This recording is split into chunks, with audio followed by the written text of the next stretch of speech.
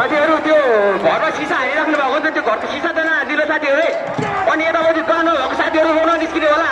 आतिममा चाहिँ लडिरहेको छ अनि बिचमा अब साथीहरू चाहिँ बिचमा बसिरहेको छ यहाँ सोमपतिमा रोडमा अरू साथीहरूलाई साथ दिनु होला है हाम्रो एकजना साथी सिकिस त 2 जना भइसक्नु भएको छ अगाडि जाउँ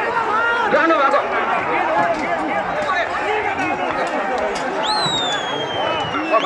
स्थानीयवासी दाजुभाइ दिदीबहिनीहरू तपाईँहरूले आफ्नो घरभित्र पुलिस प्रवेश नगराउनु होला हामी शान्तिपूर्ण जब भव्यको भिडमा हामी अस्वीकार प्रहार भइरहेछ नेपाल प्रहरी दाजुभाइहरू तपाईँहरू सबै भित्रुनुहोस् हामी शान्तिपूर्णमा छौँ हामीहरू